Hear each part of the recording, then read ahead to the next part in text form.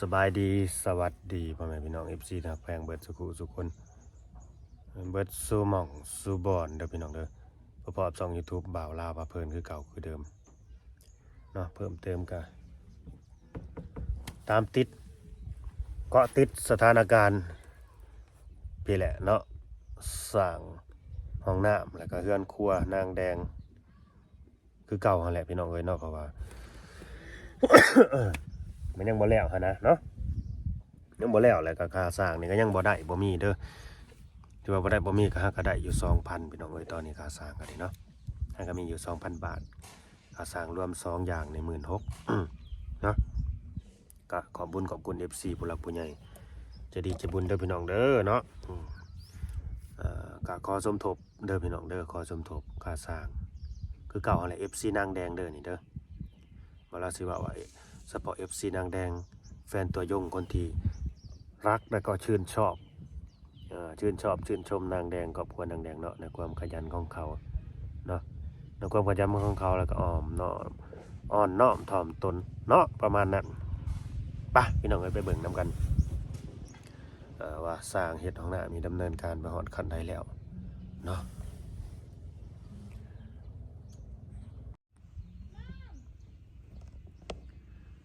ก็มีหลายขู่หลายคนว่าลูกนางแดงนะอย่างมันไห้เล็กน้อยมันไห้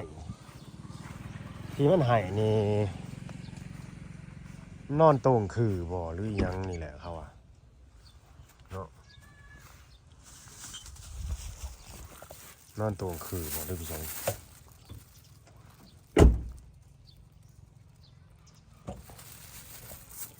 ซื้อเครื่องสู้กำลังมาฝากสั่ง2 คนเดี๋ยวแต่พวกเพื่อนครัวเขามาอีกแห่งเงานะพี่น้องเนาะพวกเพื่อนครัวเขามาอีกแห่ง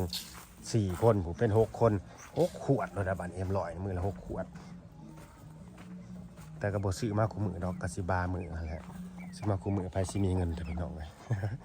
เงินเจ้าของเนาะว่าเอาเราเป็นน้ำจิตน้ำใจเอาเขามันติดแล้วจะบอกอนามัยสิเบิดแล้วบ่ยังบ่ติดเนาะยังบ่ติดสบายดีสร้างมาแต่เช้าเลยบ่มื้อนี้ก็ไม่ได้เศร้าแล้วโดยมาเจอผูกแขนเอาครับเทคานเรียบร้อยเนาะไทยฮากาเทได้2 ข้างเอานึกว่าเทแต่มื้อวานนี่นี่เด้ตอนเย็นตัวนี้ตอนเย็นมื้อนี้สิเททางนี้บ่บาดนี่เศร้านี่คือทางนี้คือบ่เทมันแล้วทีเดียวแล้วมันสามารถแกะแล้วมันขำบ่มื้อวานเรื่องนี้นะครับแล้วนี่ก็เล่งไปเทว่าอันนี้ใส่ประตูเดียวหรอแม่นตัวสิตังประตูใส่ประตูเดียวแล้วสิไปใส่ทางใดใส่ข้างหน้าออกข้างหลังอีกวะสร้างนี่ใหญ่ห้องกันนะสรุปห้องน้ำห้องนึงที่มี2 ทางแงนเด้อโมเดิร์นเด้อโมเดิร์นเลยนะโมเดิร์นอันนั้นยันว่ามันสิเฮ็ดทางเข้า2 ทางอันนี้เข้าครัวบ่อันนี้เอาข้างนี้ก็เข้านี่เลยบ่ตัวนี้คือเขาห้องท้ายตัวนี้ห้องน้ำกับห้องอาบน้ำเป็นรวมลงกันเลยอันนี้แบบลงเลยแมนเอาลงห้องเดียวเลยคันเขาจะเข่าน้ำกันผู้สีอาบไปอาบผู้สีถ่ายก็ถ่ายเอาแบบนั้นโลดหมอนั่งถ่ายก็นั่งถ่ายหมอสีอาบหน้าก็ยืดอาบไปได้ไหมพวกมีอาเขาเห็นเนาะเขาก็จิเข่าน้ำกันเด้เบาพอได้หัวพี่น้องเลย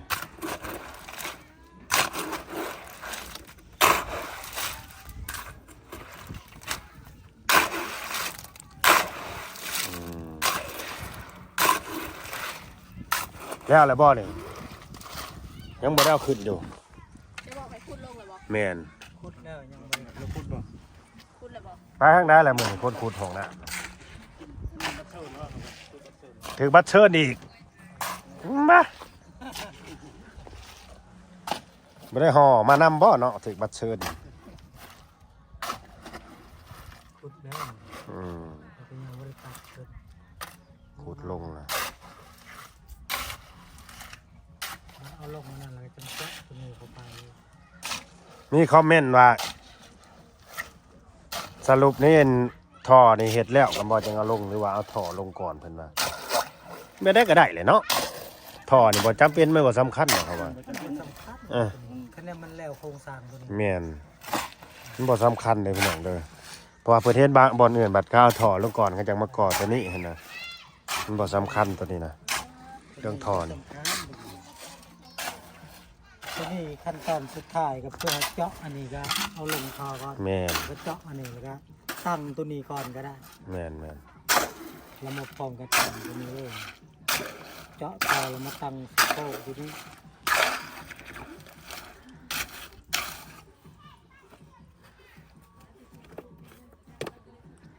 เอาหน่อย มื้อนี้สิได้แต่เท่เลยเนาะแล้วก่อน้ำบ่อตอนน่ะพุ่นแล้วข้างน่ะก่อได้เลยตี้แต่เนาะ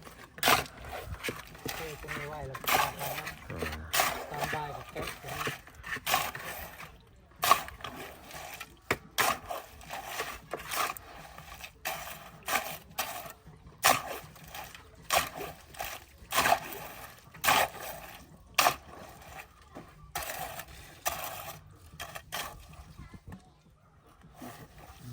ตัวนี้หน่อย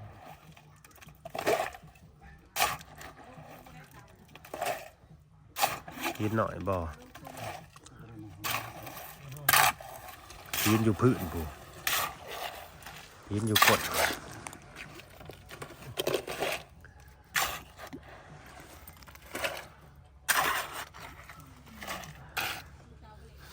โอ้สร้างเงินพวกสิมาเฮ็ดเทือนครัวนี่เขาติดเวียกเขาเลยเขาติดงานเฮ็ดงานบุญเฮ็ดงานบุญสังฆทานนำคนตายอยู่ในบ้านนั่นแหละลูกหลานเพิ่นน่ะอีก2 มื้อผู้พอดีเจ้าแล้วพอดีเพื่อเขามาเฮ็ดนะเจ้าแล้วพอเขามาเฮ็ดนะเจ้าแล้วพอดีว่ะอีก2 มื้อพวกเขาจังสิได้มาเฮ็ด เมื่อได้บุญนะ มื้ออื่น มันจะทอด มื้อนี้เขาตั้งบ่หรือจังใดมื้ออื่นเขาน่ะสิตักบาตรบ่หรือจังใดมื้อฮื้อผู้เขามา โอ้ยยังบริตักปุ๊บถึงมันยังบริตักขึ้น ยัง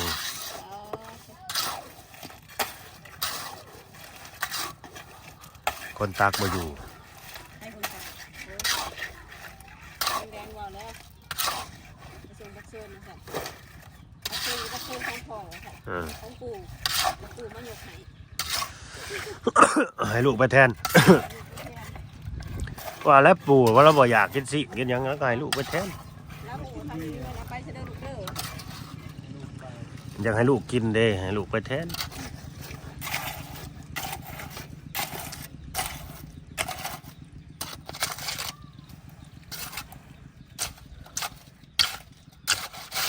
ไก่กันเนาะ แม่นผสมอยู่ในลูกคักคือหยังดอก ดีเลยบ่เห็ดคือบ้านเฮานะผสมจะรถเข็นแล้วได้ ปู่นะ เอ้ยปูเนี่ยนี่ผสมรถเข็นละมาเขากระเทฉลุเอารถเข็นมาแล้วก็เทใช่แล้วก็ปูดกวดรถเขามันจังไวเด้เขาเห็ดแบบนั้นเลยได้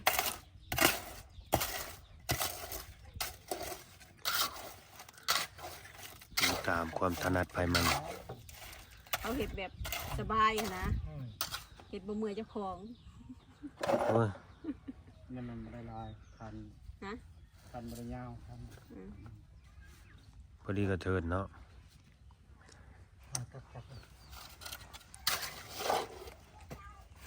ดีแต่ว่ามีห่มเนาะแต่บ่มีห่มเอาแหน่อยู่ เอาป่ะ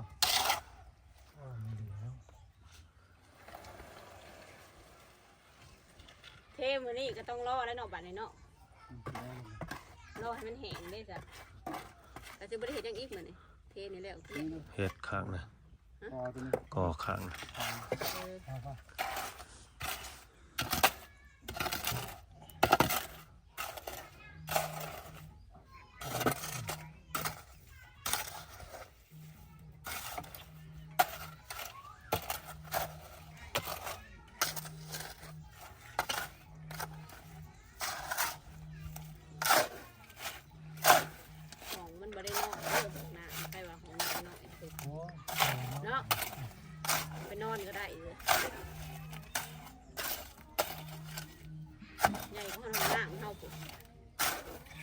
เล่าแล้วว่าโอ้ยเฮ็ดมือเดียวกันแรก ฮะ เบาเล่าได้ตอนนี้นะว่าเฮ็ดมือเดียวกันแรก แล้วกันหลายคนแล้วได้ แล้วว่า โอ้ย เราได้สิตีข้านเพื่อไล่ ผมมาตี ไล่ เอง ขั้น เนาะ ต่อมันว่าจะเฮ็ด เทคันแล้วเทยังมาแรงแล้วก็เช้ามาแกะแล้วก็เห็ดแล้ว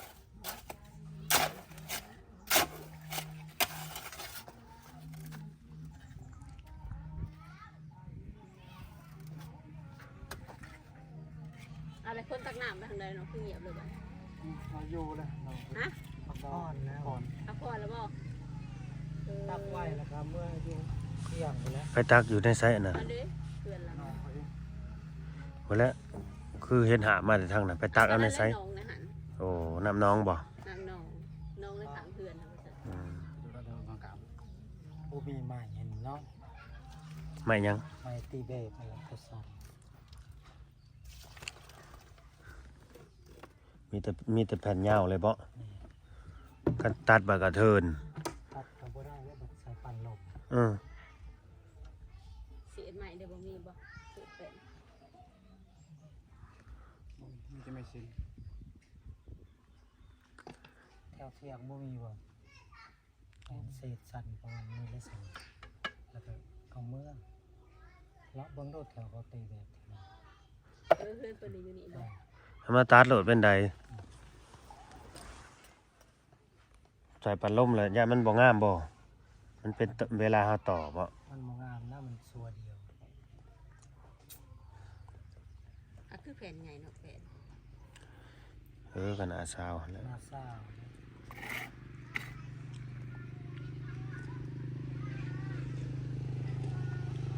พอมันจะไปตักที่นี่แล้วน้องเพื่อนอยู่นี่ตักเพื่อนเองเพราะว่าคือบ่ไปเอาอยู่นี่มันไก่ ช่างคนนี้เรา ทางในไก่หัว FC ก็ชื่นชมเจ้าเด้อ มันส้มบ่ ผลงานเจ้าเฮ็ดเฮือนพรวิไลว่าจะใจเย็นงานก็ออกมาแบบเรียบร้อยงานได้มาตรฐาน และที่เฮ็ดมันนะ สมบูรณ์แบบ แม่นบานประตูเขาก็ชื่นชมอีก คิดได้อีกก็คิดดี บานประตูเป็น วงกบหั่นแหละที่ว่าเปิดเข้าข้างในหั่นแหละเพราะส่วนมากคนไทยเขาเจ้าแบบ เขาเจ้าสิเปิดเขา แม่นเขาเจ้านิยมแบบนั้นเห็นบ่ เงินเขา แม่ นิยมแบบนั้น เปิดเงินเขาแต่บอกยังไงเพิ่นลอง แต่มันก็มีอยู่บ้านผับแบบบ้านผับที่ใส่ของกระแจข้างนอกนะ มี เศร้าค่ะนี่ มัน มี มันสิเป็นรูปแบบนี้แล้วเวลาเราล็อกปุ๊บแล้วก็งับเข้าไป มันเป็นคือแบบผับ มี ยาว มี เวลาเขาอยู่ห้องเศร้าอยู่ไทยมันก็เป็นแบบนั้น แบบนั่นแหละภาษา มีหลายอยู่ มันมีลายแบบ มีหลายแบบนะ ในบ้านเราก็ใส่ลายคนรู้เปิดเข้ามาเปิดเข้ามาดึงไปข้างนอก แค่บ้านมันคนมีได้ มีบ่ทำลายสิเปิดออกไปข้างนอก เปิดแล้วข้างนอก ชาวบ้านเขาหิดคะแนนนั้น บอกว่าพื้นบ้านเราละลายแต่บ้านห้ามันคนมี ประตูแถวบ้านเขาเปิดออกนอกว่าไปร้ายในเฮือนคนนี่ก็เปิดออกนอกคือกัน เปิดเอาสับข้างนอกเข้ามาเด้ แล้วก็ได้ก็ไม้คือกันนั่นแหละ ไปคนละแบบ ก็สิไปเปรียบเทียบกันนะ คิดไปคนละแบบ เปิดเอาเงินเขาอันนี้ก็เปิดเอาเงินเขาคือกัน เปิดเอาสับข้างนอกเขา เวลาดวงเห็นเนาะ แม่ ก็ น ได้ก็คือเลย คือเบิดนั่นแหละพี่น้องเว้ยอยู่น้ำปากคนนั่นแหละ กันว่าดีเลยก็ดี แม่น ในส่วนละพี่เทพเธอสวรรค์นี่เด้แต่เขาไปแถวนะบ่ผมมีแถวคาสิโนสวรรค์นะเคยเข้าไปกระเบิงนิดแต่แบบนั้นเปิดเข้ามาข้างใน ตัวนี้ได้สามารถใช้สัดส่วนตัวนี้นะ อันนี้นะเศษที่นี่แหละ เศษมันบ่ เศษเขาตัดนะ มาแล้วบ่อนหมอผู้ไปเห็น มาแต่งานดองนะเอาอยู่พุ่นนะเอาอยู่ใส่ ไปหาไม้แบะมาด้วยดิหาแตงไม้แผ่นสั่นๆบ่มีบ่ได้ ในเฮือนหลังน่ะก็อามาตีบ่มีบ่ อีโจ้นี่ เฮือนหลังเก่า เป็นที่คัน หลังเก่า ตัวหลังเก่าง านมาตีแบบ มางออกเลยแล้ว เอามาตีแบบมึงดู มันบ่ได้อยู่เลยเนาะ มากกับมาก นี่จะขึ้นไปนั่งซื่อ โอ้ยตัดทิพย์เลยแล้วสั่งไก่เฮือนหลังใหม่แหละเอาตัวดีได้แล้วมันจะออกมาดี บัดเทือนครัวแล้วสิให้มากลงอยู่ได้นี่ว่ะ หนึ่งเขาก็วันหนึ่งอยู่เพิ่งแล้ว มัน หนึ่งอยู่ตลาด มันแบบว่าเบิ่งแล้วมันคัดกันเนี่ยได้บ่ฮู้ให้มันมีแต่หลังใหม่ซะอยู่ในนี่ ตะไคร้อยู่เนาะ อันนี้ให้มันไหม้ไปเบิด ใหม่เพื่อนครัวก็ใหม่ห้องน้ำก็ใหม่ คอกมุงคอกไก่ค เฮ้ อย กแบ่ โขกไก่โขกหมู ซื้อแบ่มาเลี้ยงก็ยาเขาอยากเลี้ยงเอา โอ้ยอย่าไปแนะนำนะเลี้ยงแบะนะ พอดีผิดกันย่อผิดบาดใดบาดมันไปกินข้าวเขาเจ้าแล้ว กินเขากินปลูกผักปลูกหญ้าปลูกเอียงกับบ่ยังเพราะซื่อๆผมไม่ได้หมักเลยแบนลุงในเฮือนน่ะอู้ เลี้ยงแบะ กิน เลี้ยงแบะนี่คันเจ้าของแบบว่าติดตามมันน่ะคืออยู่ ปะแล้วก็ เครื่องปลูกของพังนี่ ป กิน ล่อย ก็ ปะมาแล้วมันสิไปเท่าไหร่ก็ไป แล้วสิถือหมักทุนเขาจังน้อยฮะ ถ้าแต่เขามาถ้าบากคายบ่แล้วก็จับคาย ใครอยู่มาเขาบ่กัดนำ บ่มีกัดเลยมีแต่กินข้าวเขาเจ้าแล้ว โต ยัง มากมันกินไปปึ๊ดอีหยัง พังเว้านี่เจ้าเลี้ยงแบะบ่ได้นี่ ไว้แล้วเลี้ยงแบนแล้ว แบะจักโต คายออกเบิดแล้วเหลือแต่6โต้นะ อืมเลี้ยงแบะปล่อยบ่หรือว่าเลี้ยงแบะตาม เลี้ยงแบะ ปล่อย เลี้ยงแบะปล่อย มาขายบ่บ่ได้ยินบ่ละเว้านะ ถ้าที่เขามาทำมาคา อั ย น บ่ นี้เขามาขายแล้วก็จับขาย จับคายแล้วก็ไปทางใดก็ไปตอนแรกมันก็มาอีกนะ บ่แม่นเลี้ยงแบะแล้วปล่อยแบะคันนั้นแถวบ้าน สำบายกว่าหมู่หลายเท่านะ แถวบ้านข่อยก็บอกว่าเลี้ยงแบะ ลำบากคนอื่นเลยลำบากคนอื่นเลยพวกเขาปลูกผักปลูกฝังนี่ ว่าถ้าบ้านเรายัง อยู่บ้าน ปล่อยอย่างนี้ต่างคนต่าง อยู่ ปล่ บ้า อย แม่น เขาหายบ่ได้ว่า เอกชันท์ ต่างปล่อยใส่กัน เอกชันท์กันเนาะเจ้าก็เลี้ยงข่อยก็เลี้ยง บางที อืม บางทีเจ้าเลี้ยงแบะเขาเลี้ยงหมูนี่อ่ะปล่อยไปใส่กันข่อยเลี้ยงงัวนี่ก็ปล่อยไปใส่กันอีกได้นี่ เออ เว้ากันมาได้เด้อบัดนี้ เอาเจ้าสิว่าของเจ้าก็มีเอา อืม แต่ว่า มีแต่เบิ่งเอาแมันบอกเครื่องปลูกของพังไปก็ดิ เจ้ารักษาเอาได้เจ้าปลูกอิหยังอะไรเจ้าต้องเฮ็ดหัวดีเจ้าเฮ็ดบ่ดีอย่าบ่ได้กิน อืม ไอ้ทั่วแบะนี่อู้ตู้เอาต้องเอาขาดเลย มีแต่เว้าในนั้นแล้วเนาะทางนี้มีแต่เว้าในนั้นให้รักษาเอาเครื่องปลูกเจ้าของ อยู่บ้านบ่ได้ได้ เนาะ บ่ได้ ข่อยเมื่อยรักษาได้สบาดนี่ข่อยอยากหายนี่แบะเจ้าหรือว่างัวเจ้ามาบุมาหมุน คือสิข่อยนี่เฮ็ด มีอยู่บ่แบบว่า เจ้ายังเขานี่เขาจับอันนั้นเลยเขาจับได้เลยนั่นแล้วได้ เรียบร้อย บ่ ไม้แล้วได้ แถวนี้ก็มีอยู่บ่แบบว่าเฮ็ดของกันนั่นนี่มีอยู่บ่พันธุ์ของกันนั่นนี่แบบเขาอยากหายนั่นนี่นะ พัดเลย มีคือกันบ่ มีโอ้ยอยู่ใส่สิบ่มี หากบ่ฮู้เนาะเฮาหากบ่ฮู้ว่าไผเฮาบ่เห็นกับตา เออ อืม มันก็มีทั่วไปเลยอยู่ใส่สิบ่ ย่านว่าแบบประกาศเลยห้ามเฮ็ดของกันเด้อนี่พ่อบ้านประกาศ มีแต่เบิ่งเอาเด้อเครื่องปลูกของฟังไผมัน ขนาดรัฐประกาศยังบ่อยู่สิบ่ขนาดเฮาคนกันเองประกาศ แน่แล้วบ่นี่ ยังสิทาตีแบบนี้ หาที่แบบ ที่แบบข้างนี่ ได้ มัน บ้านคือเงียบเลยบ้านผูไปหา ได้บ่ บ่ได้ เอาแล้ว ไม่ชาติ บ่ได้แบบไปนั่งลมกันอยู่ฮะ ได้ อันมีขาแล้วนั่นยังบ่ฟิก เอามาตัดใส่รถเป็นไดนะมีเอามาตามมีอะไรมาส่งเขาบ่นี่มาตามมากินข้าวแหละ เอาตัดสิได้ต่อเด้อต่อบ่ มันก็แผ่นหนึ่งมันก็ได้ใส่อยู่แล้ว แผ่นยาวน่ะต้องเอามาใส่อยู่แล้วข้างนอกนี่ข้างในมันก็สิได้มีบ่ล่ะสดมันจากสิว่าต่อ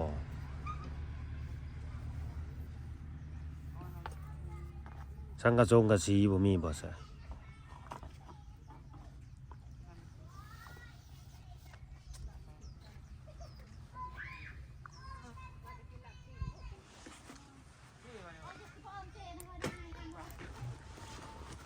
มาติดขึ้นเพื่อนใหม่เฮ้ย อีก็ได้ อยู่บ่ได้เอิ้นเจแหละเอิ้นลูกน้องเอาเด้อ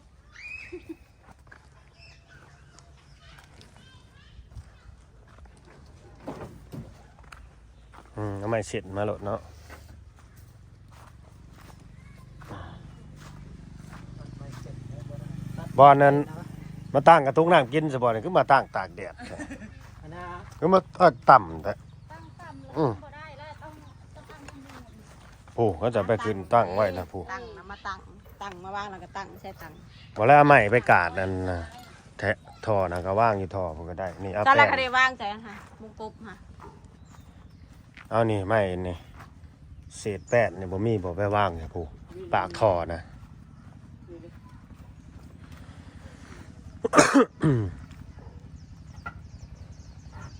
ตัวมาได้เช้าเลยจะมาได้เช้า บ่ได้เช้าเลยอยู่กินจนสิ โอเคพี่น้องโอ้หมดเดียดนี่ขึ้นเทือนเขาเลยหมดไอ้มันกัดขนาดเลยนี่โอเคพี่น้องกันเนาะสิได้จบคลิปไปซ้ำอีกก่อนเนาะขอบคุณ FC